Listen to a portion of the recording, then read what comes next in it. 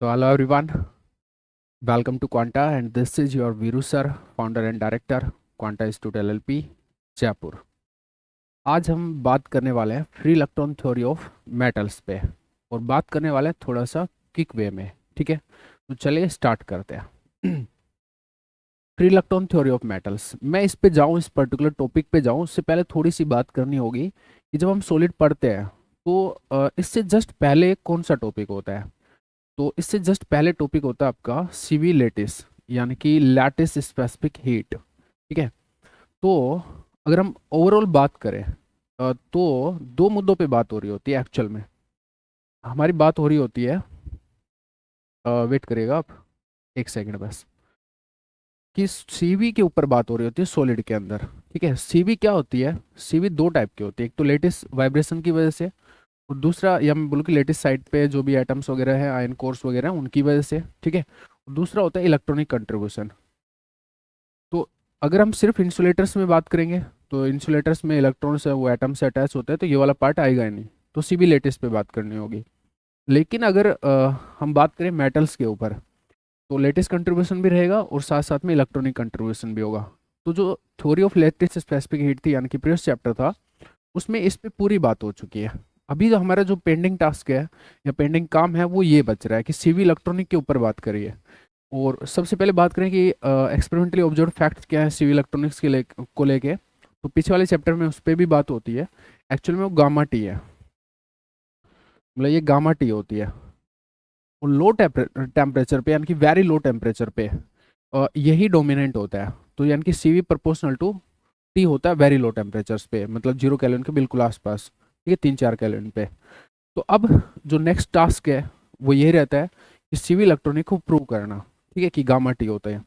But since आप यहाँ पे चैप्टर का नाम देख रहे हैं free electron theory of metals, तो कहीं पर भी चैप्टर के नाम में ये नहीं लिखा हुआ कि हमें सीवी इलेक्ट्रॉनिक पे बात करनी है। इसका मतलब ये भी है कि इस चैप्टर में हम सिर्फ सीवी इलेक्ट्रॉनिक पे बात नहीं करेंगे, हालांकि वो हमारा टारगेट रहेगा, प्राइम टारगेट रहेगा। बट हम कुछ और एस्पेक्ट जो हो सकते हैं वहाँ पे, like electrical conductivity and thermal conductivity, इन सब मुद्दों पे भी बात करेंगे। तो इस वजह से सिविल इलेक्ट्रॉनिक जैसे यहाँ पे कुछ दिया नहीं, बट सीक्वेंसिंग के थ्रू हमें समझना चाहिए कि हमारा जो मेन टारगेट रहेगा वो सिविल इलेक्ट्रॉनिक गामा टी होते हैं, ये प्रूव करना रहेगा। क्लियर है? चलिए स्टार्ट करते हैं। फिर समझ में आ गया कि टॉपिक का नाम ऐसे क्यों रखा गया है। ठीक है, तो अब ये टॉपिक के नाम पे भी थोड़ी सी बात करते हैं कि एक्चुअल में है क्या चीज़। ठीक है, free electron theory of metals. तो मेटल्स में क्या होता है एक बार के लिए थोड़ी सी बात करें। लाइक कॉपर का एग्जाम्पल ले लें, तो कॉपर में क्या रहता है कि जो दो इलेक्ट्रॉन है, वैलेंस इलेक्ट्रॉन है, वो कॉपर छोड़ देता है अपना और कॉपर 2+ बना लेता है। ठीक है, तो जो लेटेस्ट साइट है वहाँ पे तो कॉपर 2+ रहता है, और ये जो दो इलेक्ट्रॉन है, ये जो आपका सॉलिड है इसके अंदर आपका कहीं कहीं घूमते रहते हैं। ठीक है, कहीं कहीं घूमते रहते हैं। मैं थोड़ा सा डायग्राम है वो यहाँ पे बना के देता हूँ आपको, कि ऐसे आपके लेटेस्ट साइड पे तो आयन कोर्स है। ठीक है, लेटेस्ट साइड पे पीरियोडिकली अरेंज है आयन कोर्स, और बाकी जो ये दो इलेक्ट्रॉन इन्होंने छोड़े हैं, और ये मैं एक बार 2 उंगली से बना रहा हूँ, ऐसे ही 3 से बना देता हूँ। ये जो इलेक्ट्रॉन है ये हो सकता है इसका हो। ठीक है, फ्रीली मूव कर रहे हैं, इसी वजह से हम बोल रहे हैं इसको कि फ्री इलेक्ट्रॉन थ्योरी। क्या चीज? Free electron theory of metals. अब टॉपिक का नाम समझ में आया ढंग से। ठीक है, तो कुल मिला के जो इलेक्ट्रॉन्स होते हैं मेटल्स के अंदर, फ्री इलेक्ट्रॉन्स होते हैं, उन पे बात करनी है। हालांकि एक बात मैं बता दूं कि एक तो ये इलेक्ट्रॉन है जो मेटल्स के अंदर है। ठीक है, इसको हम फ्री बोल रहे हैं। ठीक है, एक जो वैक्यूम में फ्री इलेक्ट्रॉन होता है, उन दोनों में काफ़ी डिफरेंस है। वैक्यूम में जो फ्री इलेक्ट्रॉन होता है वो तो कहीं पे भी घूम फिर सकता है, वो कंप्लीटली फ्री है, एक सही मायने में फ्री है। लेकिन यहाँ पे जो इलेक्ट्रॉन है वो सही मायने में फ्री नहीं है, उसको हम अज्यूम कर रहे हैं फ्री। ठीक है, सही मायने में फ्री क्यों नहीं है? क्योंकि आयन कोर्स है यहाँ पे, आयन कोर्स पे पॉजिटिव चार्ज है, 2+ है, तो वो इलेक्ट्रॉन्स को अट्रैक्ट कर रहे हैं। ठीक है, तो इलेक्ट्रॉन्स पे कहीं ना कहीं इन आयन कोर्स का इम्पैक्ट तो होता ही होता है। ठीक है, और दूसरा इन इलेक्ट्रॉन्स पे एक कंस्टेंट ये है कि वो इस सॉलिड का जो भी, इस सैंपल का जो भी बाउंड्री है, रेंज है कहाँ तक सॉलिड है, उसके बाहर नहीं आ सकते। ठीक है, तो ये दो बड़े कंस्टेंट हैं। और एक जो फ्री इलेक्ट्रॉन वैक्यूम में होता है वो तो बिल्कुल फ्री है, वो कहीं पे भी जा सकता है, तो हम फ्री बोल रहे हैं उसको, इस वजह से इसका नाम फ्री इलेक्ट्रॉन थ्योरी है। अज्यूम कर रहे हैं इनको फ्री, इस वजह से फ्री इलेक्ट्रॉन थ्योरी है। ठीक है, फ्री कैसे वाला, ऐसे वाला अज्यूम कर रहे हैं। जैसे पोटेंशियल वैल होती है, उसमें पार्टिकल ट्रैप हो जाता है, तो लेकिन ट्रैप होता है लेकिन फिर भी फ्री रहता है। तो ये इस टाइप का है कि पूरा सॉलिड है कि एज ए पोटेंशियल वैल और पार्टिकल ट्रैप्ड हो। ठीक है, बाहर नहीं आ सकता सॉलिड से, बट अंदर तो फ्री पार्टिकल मतलब कहीं पे भी जा सकता है। पोटेंशियल है वो जीरो मान के चल रहे हैं। एक्चुअली में पोटेंशियल वैसे तो कुछ ना कुछ होना चाहिए। ठीक है, आयन कोर से एक पीरियोडिक पोटेंशियल होना चाहिए, बट उसको हम जीरो मान रहे हैं। ठीक है, तो अभी ऐसा थोड़ा बहुत समझ में आया कि टॉपिक एक्चुअल में क्या है। अच्छा, एक चीज़ मैं बता दूं कि चैप्टर काफ़ी लेंथी है। ठीक है, बट स्टिल मैं काफ़ी शॉर्ट वे में इसको कराने की कोशिश करूँगा, बट शॉर्ट वे में भी कराऊंगा तो मतलब शायद 30 मिनट लगेंगे। मैं सोच रहा हूँ कि मैं चीज़ें समझाऊँ, ऐसा नहीं कि सिर्फ शॉर्ट में चीज़ें मैं डाल दिया।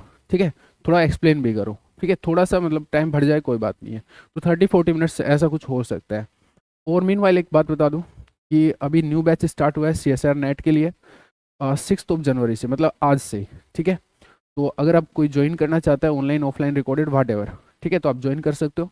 इंस्टीट्यूट के नंबर वगैरह मेल वगैरह पे तुम कांटेक्ट कर सकते हो, कहीं ना कहीं डिस्क्रिप्शन में या फिर कम्युनिटी पोस्ट वगैरह में आपको नंबर वगैरह दिख जाएगा। ठीक है, चलिए बात करते हैं आगे।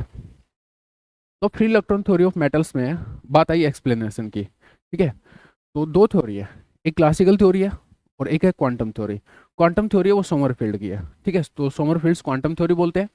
जो क्लासिकल है वो ड्रू लॉरेंस क्लासिकल थ्योरी बोली जाती है। ठीक है, अब इस थ्योरी में सबसे पहले तो हम बात करेंगे कि अजम्पशंस क्या लिए गए, यानी कि सॉलिड को कैसा माना गया। ठीक है, सॉलिड को क्या माना गया, सॉलिड में जो इलेक्ट्रॉन्स है मेनली, क्योंकि अभी इलेक्ट्रॉन पे बात होगी।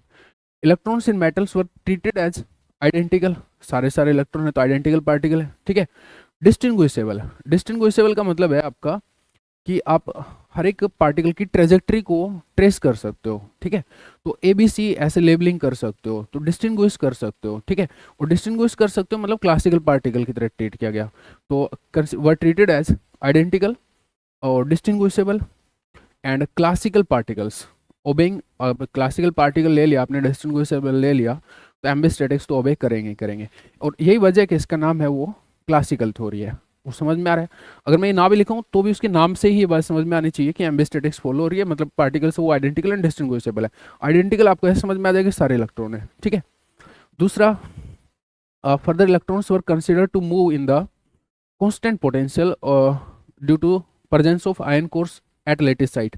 जैसे अभी समझाया था कि लेटेस्ट साइट पे आयन कोर्स है, तो उनकी वजह से कांस्टेंट कुछ पोटेंशियल हो सकता है, पीरियोडिक है एक्चुअल रियलिटी में तो, बट उसको हम कांस्टेंट अज्यूम कर सकते हैं। तो ये अज्यूम किया गया या कंसिडर किया गया कि कांस्टेंट पोटेंशियल है। फर्दर रेफरेंस पॉइंट को चेंज करके इस कांस्टेंट पोटेंशियल को भी क्या ले लिया गया, जीरो ले लिया गया। ठीक है, तो ये है फ्री इलेक्ट्रॉन मानने के पीछे कहानी। तो अब अगर जीरो पोटेंशियल में मूव कर रहे हैं तो फिर क्या बोलेंगे कि फ्री इलेक्ट्रॉन है। ठीक है, और इसी वजह से इस थ्योरी का नाम फ्री इलेक्ट्रॉन थ्योरी है।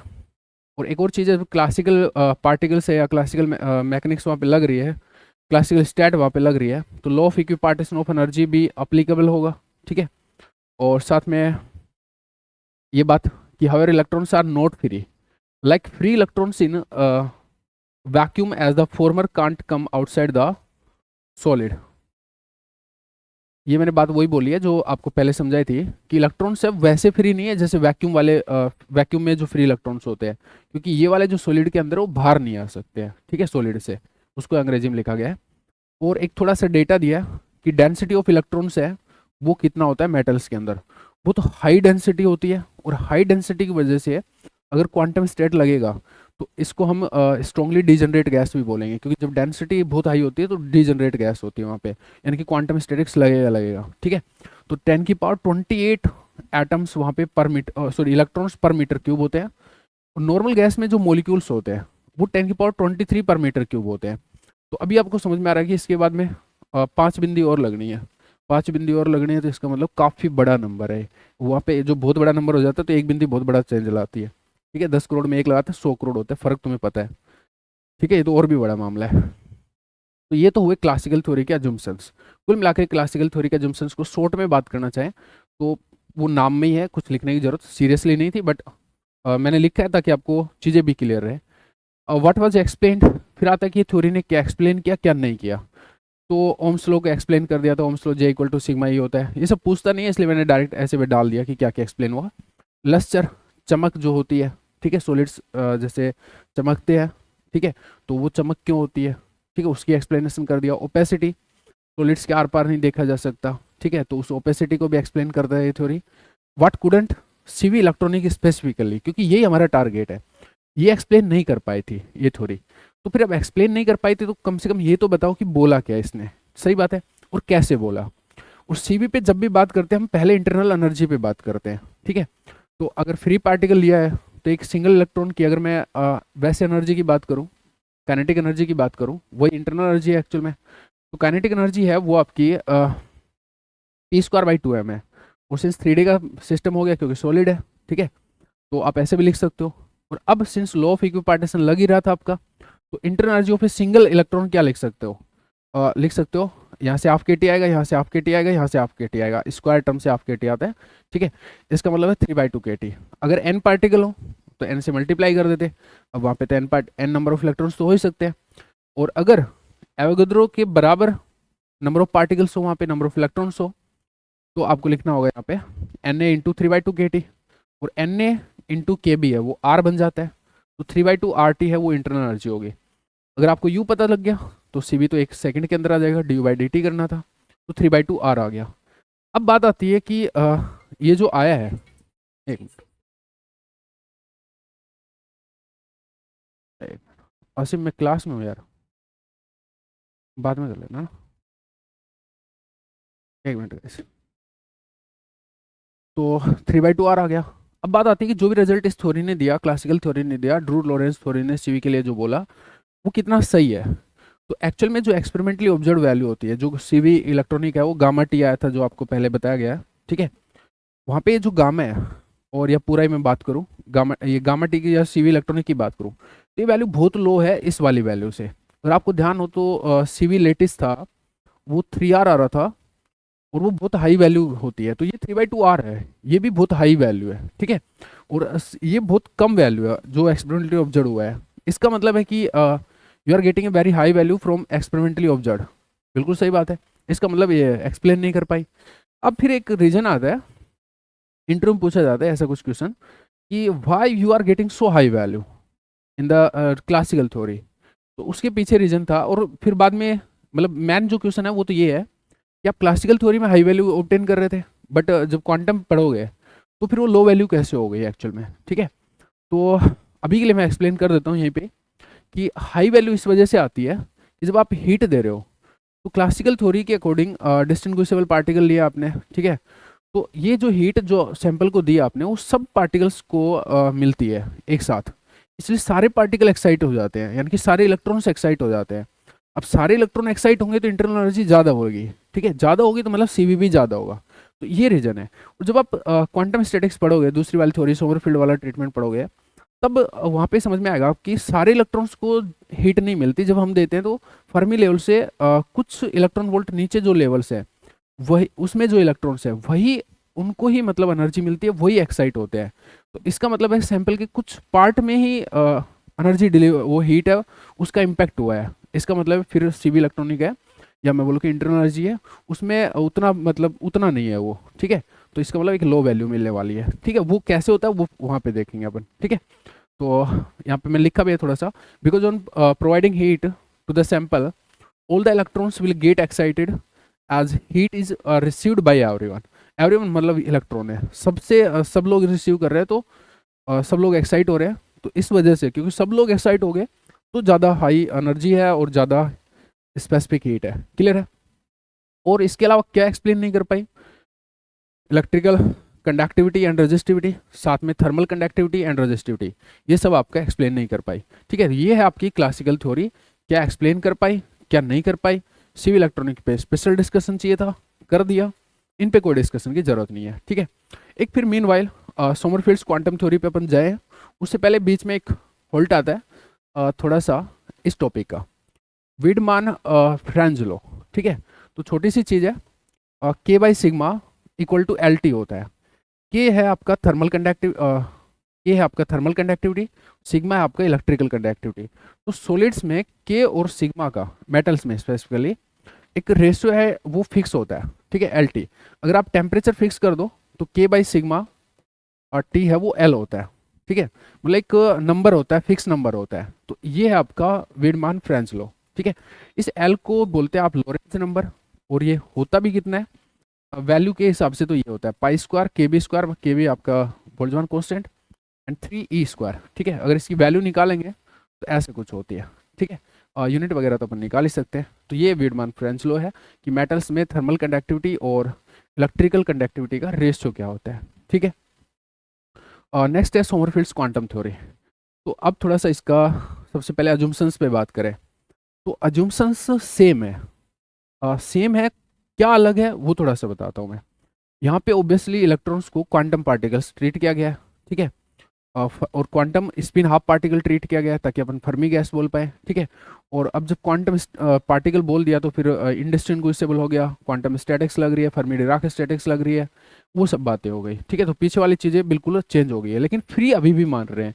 मतलब जो मैं सेम बोल रहा हूँ वो है कि जो कॉन्स्टेंट पोटेंशियल मानना था आपने आयन कोर्स का और उसको लेटर ऑन जीरो लिया था, वो अभी भी होल्ड कर रहा है, ठीक है। तो फ्री इलेक्ट्रॉन्स है, बट राइट नाउ इंडिस्टिंग्विशेबल है, आइडेंटिकल तो है ही है, और साथ में स्पिन हाफ क्वांटम पार्टिकल्स है, और फर्मी डिराक स्टैटिक्स को फॉलो कर रहे हैं, साथ में पोली एक्सक्लूजन प्रिंसिपल को भी फॉलो कर रहे हैं, ठीक है। तो वो सब चीज़ें ऑब्वियस है क्योंकि क्वांटम लिख दिया, ठीक है, और फर्मी लिखा हुआ है तो इसलिए मैंने उसको लिखा नहीं है। पर साथ में एक चीज़ और बोल सकते हैं, सिंस इलेक्ट्रॉन्स का जो डेंसिटी होता है मेटल्स में वो बहुत हाई है, तो इसलिए strongly degenerate Fermi Dirac gas है। स्ट्रोंगली डिजनरेट का मतलब है कि क्वांटम स्टैटिक्स लगेगा ही लगेगा, इसको आप क्लासिकली ट्रीट कर ही नहीं सकते बहुत हाई डेंसिटी की वजह से, ठीक है। ये स्टैट में पढ़ते हो आपकी हाई डेंसिटी होने से क्यों स्ट्रेंगली डिजनरेट हो जाता है। अगर आपको थोड़ा सा जानना हो तो मैं थोड़ा बता दूं कि स्टैट में आप ए एक पैरामीटर है जिसको आप डिजनरेसी ऐसे कुछ पैरामीटर बोलते हो, वो होता है rho lambda cube, lambda thermal cube. तो रो है वहाँ पे नंबर डेंसिटी, अगर नंबर डेंसिटी ज़्यादा होगा तो ए ज़्यादा होगा, और ए का वैल्यू अगर लेस देन 1 होता है तो क्लासिकल ट्रीटमेंट वगैरह होता है, ठीक है। ए ग्रेटर देन 1 है तो आप बोलते हैं कि ए के हाई वैल्यू पे क्वांटम स्टैटिक्स लगेगी, ठीक है। इसको डिजनरेसी पैरामीटर बोलते हैं। डिजनरेसी पैरामीटर का मतलब है deviation from the classical behaviour. तो अगर ए की वैल्यू बहुत ज़्यादा है तो क्लासिकल बिहेवियर से बहुत ज़्यादा डेविएशन होता है, यानी कि क्वांटम स्टैटिक्स लगेगी, वो वाली चीज़ें अभी शायद ना समझ में आए तो मैं एक बार के लिए इसको होल्ड करता हूँ। तो अब फर्मी डिराक गैस बोल दिया तो सबसे पहले बात होनी चाहिए फर्मी डिस्ट्रीब्यूशन फंक्शन के ऊपर। तो पहला टॉपिक है आपका फर्मी डिस्ट्रीब्यूशन फंक्शन, ठीक है। तो फर्मी डिस्ट्रीब्यूशन फंक्शन एक तो आपको टी इक्वल टू 0 केल्विन पे और टी नॉन जीरो केल्विन पे, ठीक है। तो ओरिजिनली तो यही होता है कि ई का power alpha plus beta E plus 1, ठीक है। अब अल्फा क्या होता है माइनस म्यू बाई के T, mu further chemical potential, और इसको अपन फर्दर बोल सकते हैं कि ई फर्मी जीरो केमिकल पोटेंशियल है फर्मी गैस में, उसको हम फर्मी एनर्जी एट 0 केल्विन बोलते हैं। ये क्या चीज़ है फर्मी एनर्जी एट 0 केल्विन, ठीक है। तो इस तरीके से इसको लिख सकते हैं, बीटा 1 बाई के टी होता है सब जानते हैं, ठीक है। तो अगर ये दो चीज़ों को मैं डाल दूंगा तो अल्फा की जगह माइनस ई फर्मी 0 बाई के टी, ये सब डालने के बाद में इस तरीके का बन जाएगा, ठीक है। अब इसी से अगर आपको टी इक्वल टू 0 केल्विन निकालना है तो T equal to 0 limit T tends to 0 डाल दो और बाकी चीज़ देख लो। E less than E Fermi होगा तो ये क्या हो जाएगा, ये सब क्या हो जाएगा। राइट, याद रखने की चीज़ है कि ई लेस देन ई फर्मी पे 1 होता है, यहाँ पे हाफ होता है और ये 0 होता है। तो इसका ग्राफिकली भी अगर आप देखना चाहो तो इस तरीके से होता है कि ई लेस देन ई फर्मी पे तो ये 1 होता है, ठीक है। इक्वल टू ई फर्मी पे, ठीक है, इक्वल टू ई फर्मी पे हाफ होता है, और ई ग्रेटर देन ई फर्मी 0 पे ये 0 होता है। तो इस तरीके का कुछ ग्राफ बन जाएगा। ये ध्यान रखिएगा मैंने यहाँ पे एक गोला बनाया, ठीक है, यहाँ पे ऐसे वो बिंदु बनाई है, ठीक है, यहाँ पे भी मैंने ऐसे गोला बनाया। इसका मतलब होता है कि ये पॉइंट इंक्लूड नहीं है इस वाले ग्राफ में, और इसमें भी ये इंक्लूड नहीं है। ऑब्वियसली नहीं होना चाहिए क्योंकि E equal to E Fermi 0 पे वैल्यू है वो हाफ है, ये 1 है और ये हाफ हो गया। तो अभी समझ में आ रहा है कि टी इक्वल टू 0 पे जो ग्राफ है वो कुछ इस तरीके का है, ठीक है। और अब टी बढ़ाते हो तो ये धीरे धीरे ऐसे होने लग जाता है, और बढ़ाओगे तो फिर ऐसे होने लग जाता है। वही ध्यान रखना कि ये इधर तो नीचे है लेकिन उधर ऊपर जाएगी, ठीक है। तो मैंने टी वन वाला लिख दिया, टी टू वाला लिख दिया, टी टू बड़ा है टी1 से, ये भी लिख दिया है। पूरा समझ में आ रहा है, ठीक है, ग्राफिकली भी समझ में आ रहा है, मैथमेटिकली भी समझ में आ रहा है। एक और चीज़ है फर्मी डिस्ट्रीब्यूशन फंक्शन का जो फिजिकल मीनिंग होता है उसकी बात कर ले। वो थोड़ा इस तरीके से भी अपन लिखते हैं इसको, N of E divide G of E. G of E है वो डेंसिटी ऑफ स्टेट है, और वैसे क्या होता है कि जो ई लेवल है उसमें क्या प्रोबेबिलिटी ऑफ ऑक्यूपेशन है, तो अपन बोल सकते हैं एफ ऑफ ई को कि probability of occupation of the energy level E, ठीक है। चलिए ये फर्मी डिस्ट्रीब्यूशन फंक्शन हो गया। फिर थोड़ा दो इंपॉर्टेंट कंसेप्ट कि अगर हमें टोटल नंबर ऑफ पार्टिकल्स निकालने होते तो हम कैसे निकालते हैं, ठीक है। ये कहाँ चाहिए होता है आपको, ये चाहिए होता है नीचे। जब फर्मी एनर्जी आपसे पूछा जाएगा तो आपको टोटल नंबर ऑफ पार्टिकल पहले निकालना होता है और फिर आपको फर्मी एनर्जी वहाँ टोटल नंबर ऑफ पार्टिकल के एक्सप्रेशन से ही रीअरेंज करके ऑब्टेन होती है, ठीक है। तो टोटल नंबर ऑफ पार्टिकल्स का जो फॉर्मूला है आपका होता है कि भाई डी एन का इंटीग्रेशन कर लो। डी एन का मतलब है number of particles in the E to E plus D range, एक छोटी सी रेंज में नंबर ऑफ पार्टिकल्स। उसको आप ऐसे लिख सकते हो कि number density N of E D. Number density मतलब पर यूनिट एनर्जी इंटरवल, ठीक है। तो per unit energy number of particles और फिर डी, ठीक है। अब एन ऑफ ई को, डी एन को ये लिख लिया आपने, फिर एन ऑफ ई को आप लिख सकते हैं F of E G of E, जो अभी ऊपर एफ ऑफ ई का फॉर्मूला बताया था वहाँ से, क्योंकि एफ ऑफ ई था वहाँ पे N of E over G of E. तो यहाँ से रीअरेंज करके इसको आप लिख सकते हो दिस इंटू दिस और डी, ठीक है। ये पूरा तरीका बता दिया कि ऐसे फाइंड आउट कर सकते हो। अब फर्दर एफ ऑफ ई डाल दोगे, अगर जीरो कैल्विन पे बात कर रहे हैं तो जीरो कैल्विन वाला डाल देना, उस हिसाब से लिमिट चेंज हो जाएगी। अगर नॉन जीरो कैल्विन पे बात हो रही है तो उस हिसाब से डाल देना, वो टोटल नंबर ऑफ पार्टिकल का आपके पास में चीज़ें हो जाएगा कि इंटीग्रेशन वे में चीज़ें हो जाएंगी, ठीक है। और ऐसी अगर total energy of the system निकालनी हो तो ये आप कर लीजिए ई डी एन।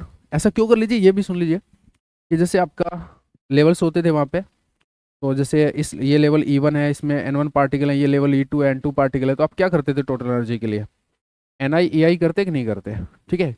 कि E1 जो एनर्जी वो N1 पार्टिकल के पास में है तो N1 इंटू E1 कर देते और फिर ये समेसन कर देते थे आप, ठीक है। तो ये क्या चीज़ है, समेसन मतलब इंटीग्रेशन कन्वर्ट हो गया और E और DN हो गया। DN को फर्दर पहले की तरह एन ऑफ ई डी लिख सकते हैं, एन ऑफ ई को वापस से ये चीज़ लिख सकते हैं। फिर ओरिजिनली तो जीरो टू इन्फिनिटी है, बट अब एफ ऑफ ई को रखोगे तो उस हिसाब से लिमिट भी चेंज हो सकती है, ठीक है। इस तरीके से आप total number of N, total number of particles और total energy of the system ऐसे निकालते हैं। दो इंपॉर्टेंट फॉर्मूले हो गए आपके, काम आएंगे। और अभी जैसे डेंसिटी ऑफ स्टेट आपको समझ में आ रहा है कि यूज होगा कहीं ना कहीं इन कैलकुलेशंस में, उसके ऊपर डिस्कशन कर दिया मैंने कि आप कैसे उसको फाइंड आउट करेंगे। तो डायमेंशन देख के बात करनी होती है, तो डायमेंशन के हिसाब से इसके फॉर्मूले हैं। ये जो फॉर्मूले यहाँ पे G L upon pi D के जो भी लिखा हुआ है, ये वही फॉर्मूले जो आपके पीछे वाले चैप्टर में थे, यानी कि theory of latest specific heat में था, वही फॉर्मूले। मैं और भी स्पेसिफिकली बोलूँ तो डिबाई थ्योरी के अंदर जो चीज़ें थी, density of normal modes find out करने वाली चीज़ वही है डेंसिटी ऑफ स्टेट, ठीक है। और एक दूसरा स्टैट में भी आप फाइंड आउट करते थे, तो स्टैट वाला भी अगर फंडा लगाओगे तो भी यहाँ से जो आएगा वो भी मतलब सेम ही होगा, ठीक है। तो जैसे तुम्हारा मन करे वैसे density of state find out कर सकते हो, बाकी फॉर्मूला लिख दिया है। अच्छा, ये डी ऑफ के का डी के के साथ डी ऑफ के फाइंड आउट करने का लफड़ेबाजी है।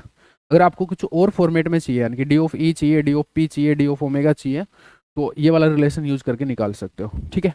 इसके बाद बात करें dependency of density of state, तो ये भी टॉपिक पहले वाला ही टॉपिक है, मतलब पीछे वाले चैप्टर में जो था वही, कि G of E proportional to E का power D by S minus one होता है। डी डायमेंशन है एस आपका, और पैरामीटर फ्रॉम डिस्पर्जन रिलेशन, अगर dispersion relation E proportional to P का पावर एस होता है तो पी के पावर में क्या चीज़ है वो यहाँ पे आती है, ठीक है। जैसे E equal to P square होता है, P square by two M होता है, तो यहाँ पे एस इक्वल टू आप टू बोलेंगे, parameter from the dispersion relation, clear है। और फिर अगर डिस्पर्जन रिलेशन की बात करें फॉर फ्री इलेक्ट्रॉन, तो फ्री इलेक्ट्रॉन के लिए तो एनर्जी क्या है, P square by two M है। डिस्पर्जन रिलेशन किसको बोलते हैं, ए और पी के बीच में रिलेशन, तो ये आपका रहेगा, यानी कि एस इक्वल टू टू रहेगा अगर हम इस पर्टिकुलर सिस्टम को स्टडी कर रहे हैं, फ्री इलेक्ट्रॉन गैस को स्टडी कर रहे हैं तो, ठीक है। ये सब तैयारी हो रही है आगे की, ठीक है। Fermi energy at zero kelvin, अब आपसे जनरली यही क्वेश्चन पूछा जाता है कि Fermi energy at zero kelvin क्या होगी। डिस्पर्जन रिलेशन अगर कुछ दिया हो तो ठीक है, बट अभी राइट नाउ तो सिंस फ्री इलेक्ट्रॉन गैस को ट्रीट करना है तो डिस्पर्जन रिलेशन हमारे पास ये रहेगा। तो अप्रोच मैंने लिखवा दिया कि फर्मी एनर्जी कैसे फाइंड आउट करते हैं, क्या रहेगा कि टोटल नंबर ऑफ पार्टिकल्स है ना उसको फाइंड आउट कर लो, ठीक है। T equal to zero kelvin पे बात हो रही है तो T equal to zero kelvin पे जो भी डिस्ट्रीब्यूशन फंक्शन है उसको वहाँ पे डाल दो, एफ ओ पी को डाल दो, ठीक है। और उसका जो एक्सप्रेशन आ जाएगा, then find expression for E F zero, उस एक्सप्रेशन में ही ई एफ जीरो रहेगा, तो उसको रीअरेंज करके निकाल लो। एक तो ये तरीका हो गया, ये बेस्ट है, इस ये आपका जनरल हो गया, कोई भी डिस्पर्जन रिलेशन आप कर सकते हो। दूसरा, सिंस अपन स्पेसिफिकली यहाँ पे इस डिस्पर्जन रिलेशन के लिए काम कर रहे हैं तो इसके लिए है ना मतलब डायरेक्ट क्वेश्चन होते हैं, तो तुम रटना चाहो तो रट सकते हो, बट आई वोंट सजेस्ट कि रटो, ठीक है। तो ऐसा कर सकते हो कि एच कट स्क्वायर और बाई टू एम, जैसे ये क्या होता है कि P square by two M होता है, ठीक है, पी को एच कट के लिख सकते हैं, के वहाँ पे के फर्मी रहेगा, ठीक है। तो के फर्मी है उसको रट सकते हो कि 1D में के फर्मी ऐसे होता है, 2D में ऐसे होता है, 3D में ऐसे होता है इस डिस्पर्जन रिलेशन के लिए।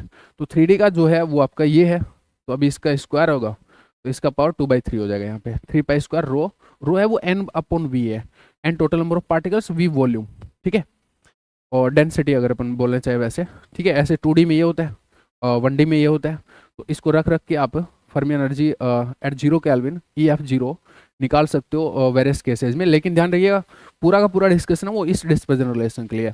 अगर डिस्पर्जन रिलेशन कुछ और आएगा तो फिर आपको पूरा प्रोसीजर करना पड़ेगा एन वाला जो ऊपर फॉर्मूला लिखवा दिया उसके थ्रू। अब आपने थोड़ा बहुत प्रैक्टिस की है तो वो चीज़ें आपको पता ही है, ठीक है। आगे बढ़ता हूँ मैं। एक जो और इम्पोर्टेंट बात होती है कि ई फर्मी 0 केल्विन पर जो फर्मी एनर्जी है उसका रो के ऊपर डिपेंडेंसी क्या होती है। तो यहाँ से आप देख सकते हो कि रो के ऊपर डिपेंडेंसी क्या आ रही है, 2/3 आ रही है। यहाँ से देखिए रो के ऊपर 2/3 आ रही है, ठीक है। तो अगर इसको हम जनरल लिखना चाहें तो 2 तो क्या आपका एस है और डी क्या है आपका 3 है, ठीक है। मतलब डायमेंशन d = 3 है। ये जो बात हो रही है वो किसके लिए हो रही है, 3D के लिए हो रही है, और इस डिस्पर्जन रिलेशन के लिए बात हो रही है। तो s = 2 है और d = 3 है, तो यहाँ से हमने जनरल क्रिएट कर दिया s/d, ठीक है। और एक जो डिजनरेसी फैक्टर होता है g, जो स्पिन डिजनरेसी फैक्टर GS होता है एक्चुअल में, ठीक है, उसको G लिख दो या GS लिख दो, उसके ऊपर कैसे डिपेंड करेगी, तो उस पर होता है ई फर्मी प्रोपोर्शनल टू 1/GS/d, ठीक है। और सेम ही रहेगा, मतलब 1/G आएगा लेकिन। और M पे, M आप देख ही सकते हो कि कहाँ पर है, यहाँ पे। G यहाँ पे इसलिए नहीं आ रहा G वाला इस वाले एक्सप्रेशन में, क्योंकि G को मैंने 2 रख लिया, क्योंकि इलेक्ट्रॉन के लिए GS क्या होगा आपका 2s+1 से 2 हो जाएगा, ठीक है। तो इस वजह से वो यहाँ रिफ्लेक्ट नहीं हो रहा, बट इसी वजह से मैंने लिखा है। कई बार ये चीज़ें आपको हेल्प करेंगी, यही क्वेश्चन होते हैं यहाँ पे इस चैप्टर में, जो क्वेश्चन है वो इन्हीं चीज़ों पे है, ठीक है। तो ये इंपॉर्टेंट चीज़ हो गई आपके लिए। और चलिए आगे बढ़ते हैं थोड़ा सा। अब है ना, जैसे फर्मी एनर्जी आपने निकाल लिया, ठीक है, फर्मी एनर्जी निकाल लिया, यहाँ पे 0 केल्विन पे ही जनरली बात करते हैं, तो मैं इसलिए अभी उसको फर्मी एनर्जी एट 0 केल्विन ना बोल के बार बार फर्मी एनर्जी बोल रहा हूँ। तो फर्मी एनर्जी निकाल लिया तो अब कुछ ऐसी चीज़ें पूछी जाती है कि फर्मी रेडियस क्या होगा, ठीक है, और उसको आप फर्मी वेव वेक्टर भी बोल सकते हो। तो पता है आपको कि ये p²/2m होता है, p की जगह h k डालेंगे तो फिर ई फर्मी आपको पता ही है, तो के एफ यहाँ से निकाल के उसको बता सकते हो। फर्मी मोमेंटम पूछ लिया तो ई को p²/2m लिख लेना, और ये m मास ऑफ इलेक्ट्रॉन आएगा, ऑब्वियस है, ठीक है, क्योंकि इलेक्ट्रॉन्स के ऊपर ही बात हुई है। और पी फर्मी यहाँ से निकाल के दे सकते हो। फर्मी वेवलेंथ पूछे तो लैम्डा = h/p फर्मी होता है। पी फर्मी आप वहाँ से निकाल ही लेते पहले, या फिर यहाँ पे बोल सकते हो पी फर्मी को ऐसे लिख सकते हो, फिर उसको रख दो। फर्मी फ्रीक्वेंसी ई को क्या लिख दो, h लिख दो, आ जाएगी। फर्मी टेम्परेचर ई को kT लिख दो, तो ये जो TF है वो फर्मी टेम्परेचर हो गया। फर्मी एंगुलर फ्रीक्वेंसी ई को क्या लिख दो, h⁻ लिख दो, यहाँ से आ जाएगा। फर्मी वेलोसिटी ई को क्या लिख दो, ½mv² लिख दो, यहाँ से आ जाएगा। और ये सब चीज़ें भी जनरली पूछी जाती हैं, तो ये सब आपका सेटअप हो गया रेडी। अब बात करते हैं 0 पॉइंट एनर्जी। अच्छा, अभी मैं थोड़ा सा एक बार बीच में थोड़ा सा होल्ट दूँ और मैं एक बार देख भी लूँ कि कितना लेंथ हो गया, 28 मिनट हो गया। आई एम सॉरी यार, I can't do anything with this, मुझे पूरा ढंग से समझाना है, ठीक है। तो 0 पॉइंट एनर्जी, मैं एक्चुअल में क्या होल्ट दे रहा था, मैं बोल रहा था कि हमारा जो मेन टारगेट है वो CV इलेक्ट्रॉनिक है। अभी तक हमारे टारगेट पे बात ही नहीं हुई है, ठीक है। तो थोड़ा सा धैर्य रखना पड़ेगा, इस चैप्टर में इन चीज़ों पे भी क्वेश्चन होते हैं, ठीक है। चलिए, 0 पॉइंट एनर्जी का मतलब क्या है कि 0 केल्विन पे कितना एनर्जी है पूरे सिस्टम का। अगर वैसे मैं समझाना चाहूँ कि इस टाइप से लेवल्स होते हैं, कुछ यहाँ पार्टिकल है, कुछ यहाँ पार्टिकल है, कुछ यहाँ पार्टिकल है, और कुछ यहाँ पार्टिकल है, कुछ यहाँ पार्टिकल है, ठीक है। तो 0 केल्विन पे जैसे ये लेवल्स भरे हुए हैं तो पूरा सब इलेक्ट्रॉन्स का एनर्जी कितना है, ठीक है। और फर्मी एनर्जी बताऊँ मैं तो टॉप मोस्ट जो फील्ड लेवल होता है, मतलब सब में भरे हुए हैं, जो टॉप मोस्ट फील्ड लेवल होता है ना, उसका मान लो ये E5 है, तो इसी को ही ई फर्मी बोलते हैं आप, E Fermi 0, top most filled level का एनर्जी वैल्यू कितना है, ठीक है। अगर फर्मी एनर्जी को वैसे समझना हो तो ये तो टोटल की बात कर रहा है। टोटल कैसे निकाल लोगे, वही फंडा लगा लो जो टोटल का फंडा था। अब 0 केल्विन पे निकाल रहे हो, 0 पॉइंट एनर्जी 0 केल्विन पे, तो E0 बोल दो। अब 0 केल्विन पे निकाल रहे हो तो FE है, वो कौन सा होगा, क्या बोलता हूँ मैं, 0 केल्विन पे जो है, 0 केल्विन में क्या है कि 0 से ई फर्मी तो वो आपका 1 है, तो FOP की जगह 1 डाल दिया यहाँ पे, इसलिए बाकी GOF बच गया बस। और बाकी में वो 0 होता है तो उसको रखने की जरूरत नहीं थी। तो इस तरीके से आप E0 को फाइंड आउट कर सकते हो। E0 को अब GOF जो भी डायमेंशन उसके हिसाब से रख लोगे, वो निकालने का तरीका ऊपर बता दिया। रखने के बाद में ये आता है, ठीक है, आप इसको डायरेक्ट याद रख सकते हो इसका एक जनरल जो एक्सप्रेशन है उसको आप ऐसे लिख सकते हो, सिंस 3/5 आया था तो 3 की जगह तो डी हो गया, और 5 की मतलब है कि डी प्लस एस, तो D over D plus S N और ई फर्मी जीरो। ठीक है, और एक और चीज़ बता दूं मैं, अगर यहाँ पे इस फॉर्मूले में एन आ रहा है, इसका मतलब है कि आपको एन भी फाइंड आउट करना होगा और दोनों का रेशियो लेना पड़ेगा, उसके बाद ये चीज़ आएगी। ठीक है, अब मेंटली भी कर सकते हो कि रेशियो लेने पे ये चीज़ें कैसे आएंगी। ठीक है, वो थोड़ा अगर आपने लेक्चर वगैरह देखे होंगे तो समझ में आ जाएगा, पूरा डेरिवेशन वगैरह पता है तो समझ में आ जाएगा। ठीक है, एन का निकालने का अभी मैं एक्सप्लेन कर सकता हूँ, बट अगेन शॉर्ट वीडियो है तो नहीं करना है। ठीक है, और फिर मैं अगर यहाँ पे बात करूँ कि ई नोट बाई एन, यानी कि 0 पॉइंट एनर्जी पर पार्टिकल, उसका डिपेंडेंसी रो के ऊपर कैसा है, तो सिंस ये तो एक फैक्टर है 3/5, और ई फर्मी पे जो डिपेंडेंसी होगा, ई फर्मी का जो डिपेंडेंसी होगा रो पे वही आने वाली है, तो रो पे डिपेंडेंसी होगी एस अपॉन डी, क्योंकि ई फर्मी का एस अपॉन डी था ऊपर। ठीक है, और फिर लेकिन अगर ई नोट की बात हो, टोटल की बात हो, तो ये एन इधर आएगा, ये यहाँ पे था ही, तो एन है यहाँ पे, और ऊपर नीचे वी से मल्टीप्लाई करके इसको रो बना सकते हैं, और इसका तो था ही एस अपॉन डी, तो फिर ये हो जाएगा एस अपॉन डी प्लस 1।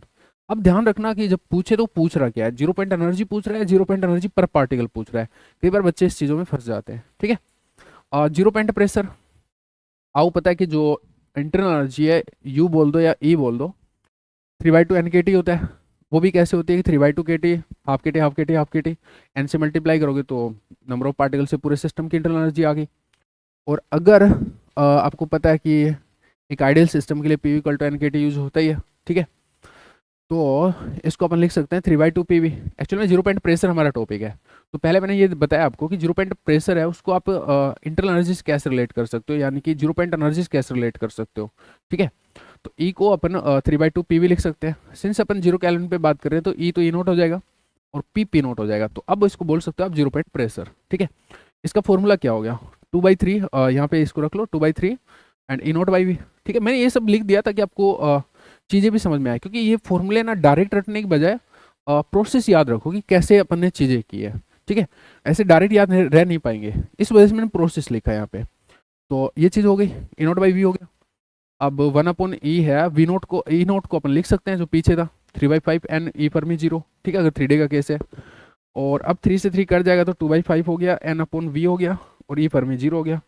अब पी नोट का डिपेंडेंस वैसे बात करें तो इन जनरल लिखना चाहें तो 2 की जगह इस बार क्या आएगा, ये मेरे से गड़बड़ हो गया यार, 2 की जगह ऐसा आएगा, ये गड़बड़ हो गई भाई साहब, तो पूरी पीडीएफ दोबारा बनानी पड़ेगी मुझे, ऐसा आएगा। ठीक है, और नीचे डी प्लस एस रहेगा। ठीक है, ये थोड़ा सा आप करेक्शन है, और मैं कर दूंगा पीडीएफ में भी, और ये आपका ई फर्मी जीरो हो जाएगा, रो हो ही गया था। ठीक है, तो अब अगर डिपेंडेंसी की बात करूँ रो के ऊपर, तो एस अपॉन डी तो यहाँ से था, ये रो यहाँ से आ रहा है तो +1 हो गया। ठीक है, नेक्स्ट है Fermi energy at T not equal to 0 kelvin.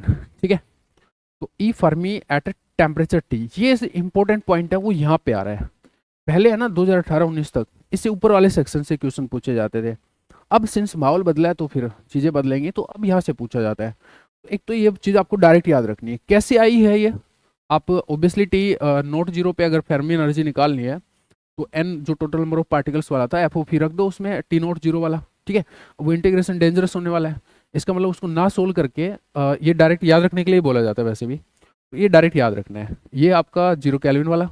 ठीक है, और ये फिर -π²/12 और के बी टी ओवर ई फर्मी जीरो का स्क्वायर। और तुम्हें पता है ई फर्मी जीरो को भी आप क्या लिख सकते हो, के टी लिख सकते हो, वो के टी है वो टी फर्मी रहेगा, वो दोनों के कट जाएंगे, ये T over T Fermi square भी रहेगा। ठीक है, और एक बात और समझ लो कि जो टी बढ़ेगा तो फर्मी एनर्जी जो है ये टेम्परेचर टी वाली लगातार कम होती जाएगी। इस पे टीएफआर 2025 में क्वेश्चन आया, इस पे टीएफआर 2025 में क्वेश्चन आया इस बात पे। ठीक है, ग्राफ पूछा था, तो वो ऐसे बस डिक्रीज होता रहेगा, ऐसे कुछ बोल सकते हो, हाईएस्ट वैल्यू वो ये रहेगी टी इक्वल टू 0 पे जो है, और उसके बाद टेम्परेचर बढ़ेगा तो लगातार कम होती जाएगी। ठीक है, और फिर है total energy of the system at T not equal to 0 kelvin पे।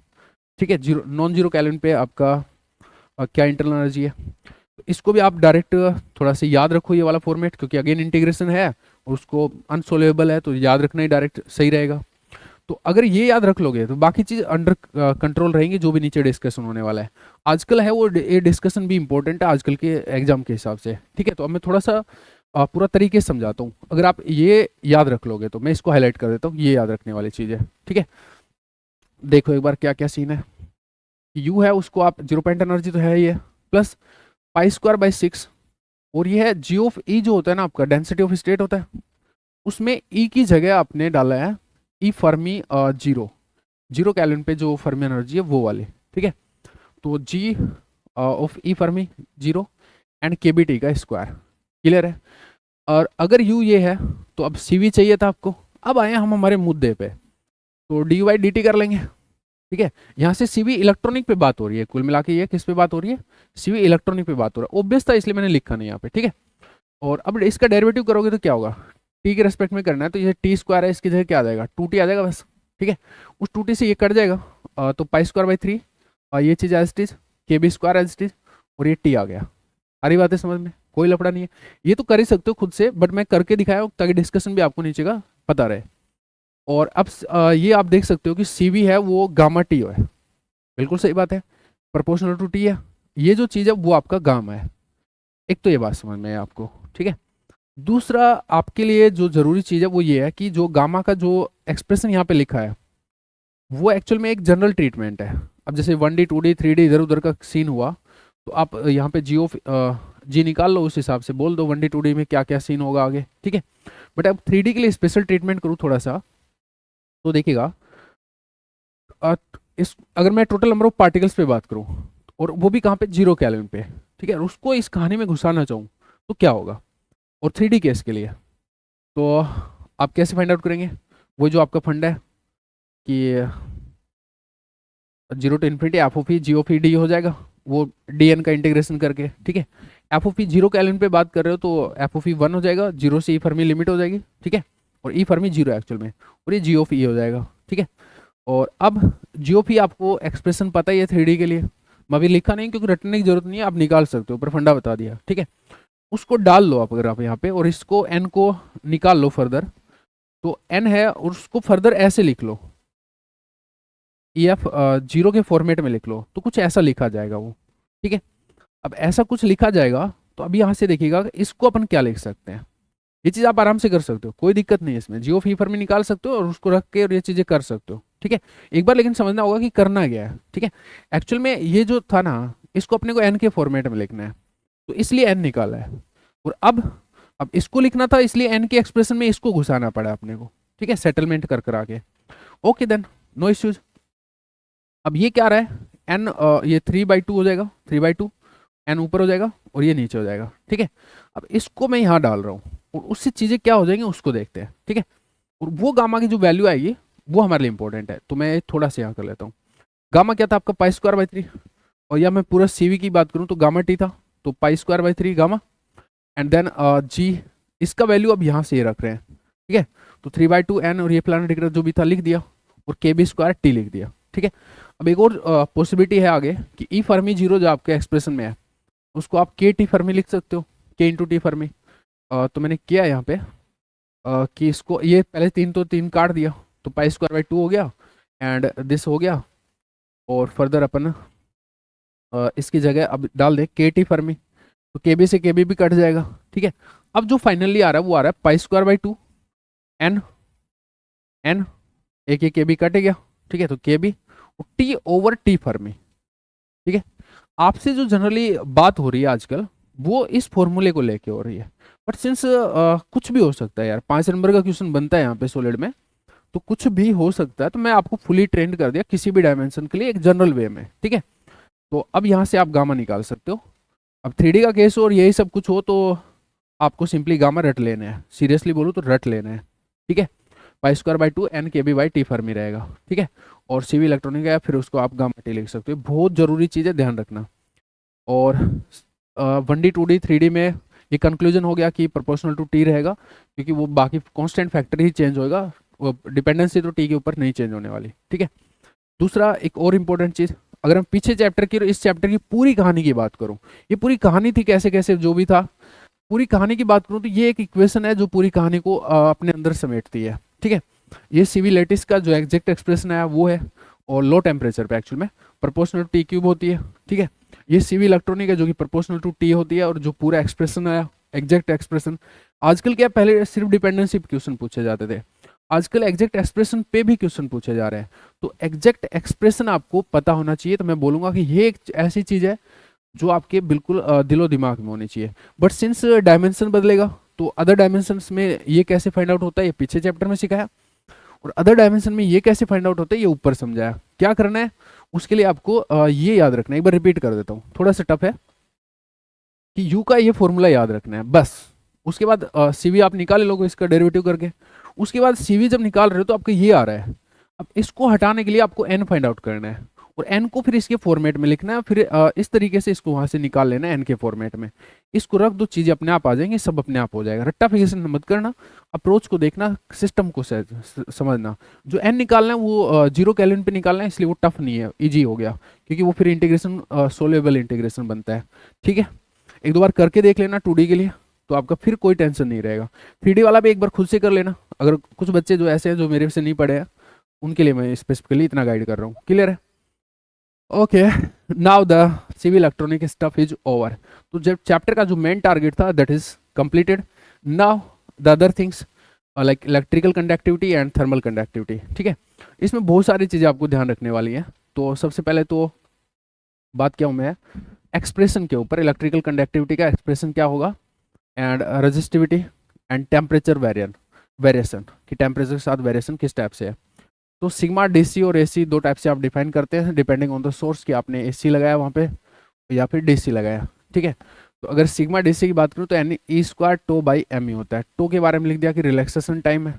ठीक है, इलेक्ट्रॉन्स का रिलैक्सेशन का मतलब है कि दो सक्सेसिव कोलिजन्स के बीच में जो ये गैप मिल रहा है। ठीक है, तो इसमें जो डिस्टेंस ट्रेवल कर रहा है उसको तो अपन बोलते हैं मीन फ्री पाथ, और ये जो मतलब टाइम ले रहा है यहाँ से यहाँ तक दो सक्सेसिव कोलिजन में, एक मीन टाइम जो है उसको अपन बोलते हैं रिलैक्सेशन टाइम। रिलैक्सेशन इसलिए कि इस टाइम में कोलिजन नहीं हो रही, तो थोड़ा रिलैक्सड है, बाकी तो उसके साथ बटाबट हो ही रही है। ठीक है, इस वजह से। और ये जो समय है वो मीन फ्री पाथ से रिलेट भी करते हैं कि समय बराबर दूरी बटे चाल से। ठीक है, दूरी बटे चाल, दूरी तो जाएगी मीन फ्री पाथ जो भी डिस्टेंस चल रहा था, और जो वेलोसिटी है वो उसको अपन वीडी बोलेंगे, वीडी मतलब ड्रिफ्ट वेलोसिटी। ठीक है, और यहाँ पे जो सिग्मा एस है उसका फॉर्मूला ये होता है N square tau by M E, जो पहले था ना वही है। और अब वैसे भी इसको याद रख सकते हो, इसमें ओमेगा इक्वल टू 0 डालोगे तो वो आना चाहिए। ठीक है, इस तरीके से, तो आटा ओमेगा टी तो एक्चुअल में। ठीक है, तो आपको समझा दिया कि क्या चीज़ है वहाँ पे। ठीक है, और omega frequency of the source है, जो भी आपने वोल्टेज सोर्स लगाया उसका फ्रीक्वेंसी है। नाउ ये तो हो गया एक्सप्रेशन। ठीक है, इलेक्ट्रिकल कंडक्टिविटी का। बात करें रेजिस्टिविटी का तो रिवर्ट कर लोगे आप, क्योंकि वो 1 ये चीज़ होता ही है, सिग्मा इक्वल टू 1/ρ। ठीक है, एट हाई टी अपन कैसे चीज़ों को देखेंगे कि सिग्मा का क्या सीन है। ठीक है, तो सबसे पहले बात हुई कि हाई टेम्परेचर पे ये याद रखना है भाई साहब, पूरा का पूरा मसला जो भी है कि जो मीन फ्री पाथ है वो 1/T होता है। हाई टेम्परेचर पे मीन फ्री पाथ है 1/T होता है। ठीक है, और उसको थोड़ा समझ तो सकते हैं कि बहुत भाई टेम्परेचर बढ़ाओगे तो मीन फ्री पाथ कम हो जाएगा, क्योंकि अब तेज तेज भागेंगे। ठीक है, और इसका मतलब हुआ कि जो मीन फ्री पाथ है वो होता था आपका ये चीज़, तो टो और लैम्बडा तो प्रोपोर्शनल ही है। ठीक है, इसका मतलब हुआ कि टो है वो प्रोपोर्शनल टू 1/T है। और यहाँ पे जो मेन चीज़ें हैं कंडक्टिविटी के फॉर्मूले में वो टो ही है, बाकी तो नंबर डेंसिटी है और ई स्क्वायर एम, ये तो कांस्टेंट ही है। तो टो के ऊपर समझ में आ जाए कि टो कैसे है तो बाकी चीज़ हो जाएंगी। तो इससे टो को अपन रिलेट कर लिया, इसका मतलब कंडक्टिविटी वो क्या होगी 1/T होगी, चाहिए ये वाली हो चाहिए ऊपर वाली हो। ठीक है, और रेजिस्टिविटी फिर क्या होगी प्रोपोर्शनल टू टी होगी। तो हाई टेम्परेचर पे रेजिस्टिविटी प्रोपोर्शनल टू टी होती है। ठीक है, और एक और चीज़ है, ये जो था ना ये कम हुआ था, ये किस वजह से हुआ था, टेम्परेचर बढ़ाने से मीन फ्री पाथ कम हुआ है, वो हुआ है due to scattering of the electron with phonons. तो एक्चुअल में इलेक्ट्रॉन फोनॉन जो स्कैटरिंग है वो डोमिनेट होती है, और उसकी वजह से सिग्मा रिड्यूस होता है। ठीक है, कंडक्टिविटी रिड्यूस होती है मेटल्स के अंदर टेम्परेचर बढ़ाने पे। फोनॉन्स के साथ में कोलिजन बढ़ती है, खुद इलेक्ट्रॉन्स की आपस में नहीं बढ़ती टेम्परेचर बढ़ाने से। आपको ये लग सकता है कि टेम्परेचर बढ़ाएंगे तो इलेक्ट्रॉन इलेक्ट्रॉन आपस में कोलाइड करने लग जाएंगे थोड़ा ज़्यादा, तो मीन फ्री पाथ कम हो जाएगा, ये सब बातें नहीं। एक्चुअल में क्या होता है, टेम्परेचर बढ़ाने से जो लेटेस्ट साइड पे आइंस रखे हैं उनके वाइब्रेशंस बढ़ते हैं। वाइब्रेशंस बढ़ते हैं तो फिर अब ये पॉसिबिलिटी बढ़ जाती है कि उनका जो कोलिजन है वो इसके साथ हो सकता है, इलेक्ट्रॉन के साथ हो सकता है। तो अपन बोलते हैं इलेक्ट्रॉन फोनोन स्कैटरिंग्स हैं वो डोमिनेट होती हैं, उसकी वजह से आपका जो मीन फ्री पाथ है वो टेम्परेचर बढ़ाने पे रिड्यूस होता है। जो इन्वर्सली प्रोपोर्शनल का जो एक रिलेशन आ रहा है वो ये है। तो अब थोड़ी समझ में आने भी लग गया, तो अब कोई दिक्कत नहीं है। और ये तो काफ़ी ऑब्वियस काइंड ऑफ रिलेशन है, सबको याद रहता है। जो इंपॉर्टेंट है वो ये वाला है कि एट लो टी है जो अब ये भी समझ में आ गया कि जो लैम्डा है वो दो चीज़ों की वजह से है, एक तो इलेक्ट्रॉन इलेक्ट्रॉन स्कैटरिंग की वजह से और एक है इलेक्ट्रॉन फोनोन स्कैटरिंग की वजह से। तो लैम्डा जो इस वाले पोर्शन की वजह से है वो वन पर लो टेम्परेचर पे प्रोपोर्शनल टू 1/T³ होता है और ये प्रोपोर्शनल टू 1/T² होता है। और आप दोनों कंसिडर करें तो जो सिग्मा है प्रोपोर्शनल टू 1/T5 हो गया और इसका मतलब है रो है प्रोपोर्शनल टू T5 हो गया। तो ये जो इंपॉर्टेंट रिलेशन है वो आपको इस तरीके से ऑब्टेन हुआ है। ठीक है, थोड़ी एक्सप्लेनेशन है बट काम चलाना पड़ेगा। एक और चीज़ है कि total resistivity of an impure solid का जो टोटल रेजिस्टिविटी होती है वो आप rho impurity plus rho temperature वाला पार्ट, तो टेम्परेचर वाला पार्ट तो प्रोपोर्शनल टू T5 है और ये इम्प्योरिटी वाला एक कांस्टेंट पार्ट है। तो अगर ग्राफ पे देखोगे रो का, तो रो वर्सेस टी का इस टाइप से ग्राफ रहेगा। ये तो T5 वाली चीज़ होगी और ये कांस्टेंट टर्म आपका इम्प्योरिटी वाला पार्ट रहेगा। ठीक है, तो इसको मैंने लिख दिया, इम्प्योरिटी कंट्रीब्यूशन है। ओके, नाउ लास्ट टॉपिक है temperature variation of thermal conductivity in insulators. और मैं बात करूँ सॉलिड्स में।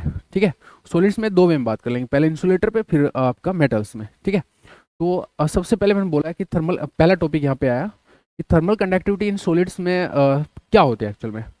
तो एक तो होता है लेटिस कंट्रीब्यूशन जिसको अपन केपी बोलते हैं, फोनॉन्स की वजह से जो है। ठीक है, तो दूसरा है इलेक्ट्रॉन्स के मूवमेंट की वजह से थर्मल कंडक्टिविटी, तो इलेक्ट्रॉनिक कंट्रीब्यूशन के। अब एक बात क्लियर है कि इलेक्ट्रॉन्स इंसुलेटर्स में तो होते नहीं है और अपने को पहले इंसुलेटर पे बात करनी है।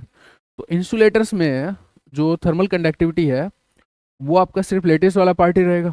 ठीक है, मेटल्स में हाउएवर दोनों पार्ट रहेंगे, के प्लस के। और आपको ये पता है कि के है वो काफ़ी ज़्यादा होता है। ठीक है, के काफ़ी ज़्यादा होता है के से मेटल्स के अंदर। और लगभग कितना, अभी थोड़ा वो भी बता दिया कि लगभग 100 का डिफरेंस, 100 टाइम मतलब 100 टाइम्स होता है के का। तो इसका मतलब काफ़ी बड़ा है। तो आप बोल सकते हो कि के ही वहाँ पे मेजर कंट्रीब्यूशन कर रहा है, तो के को के ही ले सकते हो, इलेक्ट्रॉनिक कंट्रीब्यूशन से ही अज्यूम कर सकते हो मेटल्स में। ठीक है, तो अब बढ़ते हैं कि फिर इंसुलेटर्स पे बात करते हैं और टेम्परेचर वेरिएशन ऑफ के यानी कि केपी इन इंसुलेटर्स। तो केपी का जो एक्सप्रेशन है वो ये होता है, ये अब आपको ध्यान रखना पड़ेगा कि 1/3 लैम्डा पी और सीवीपी और वीपी और एस। ये जो पी है वो फोनोन को डिनोट कर रहा है। ठीक है, लैम्डा पी का मतलब है फोनोन का मीन फ्री पाथ। ठीक है, एंड देन सीवीपी मतलब फोनोन वाला पार्ट, सीवी का फोनोन वाला पार्ट मतलब लेटेस्ट वाला पार्ट, और वीपी मतलब फोनोन का वेलोसिटी एक्चुअल में कितना होता है, साउंड वेलोसिटी वीएस।